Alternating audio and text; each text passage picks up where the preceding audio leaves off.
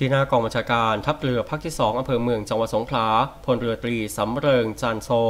รองผู้บัญชาการทัพเรือภาคที่2ได้ทำการปล่อยขบวนรถกำลังพลชุดเคลื่อนที่เร็วชุดที่3ที่เดินทางเตรียมความพร้อมช่วยเหลือประชาชนในพื้นที่หากเกิดอุทกภัยและวัฏภัยจากพายุโซนร้อนปะบึกที่กำลังเข้าอ่าวไทยและยังไม่ชัดเจนว่าพายุโซนร้อนปะบึกจะขึ้นฝั่งที่จังหวัดสงขลา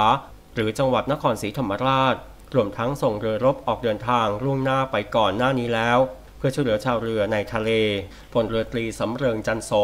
รองผู้บัญชาการทัพเรือภาคที่2เปิดเผยว่าศูนย์สนับสนุนข้อมูลการแจ้งเตือนศูนย์บรรเทาสาธารณภัยกองทัพเรือเรื่องสภาวะฝนตกหนักและคลื่นลมแรงบริเวณภาคใต้อ่าวไทยและทะเลอันดามันมีกำลังแรงขึ้น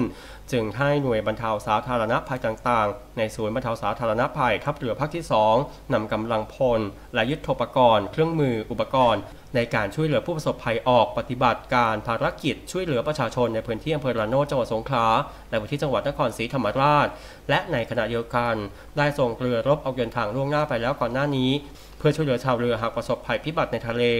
ขอให้กำลังพลทุกนายปฏิบัติหน้าที่ด้วยความระมัดระวังและเต็มความสามารถคำนึงถึงความปลอดภัยเป็นหลักปรีชาสถิตเรืองศักดิ์รายงาน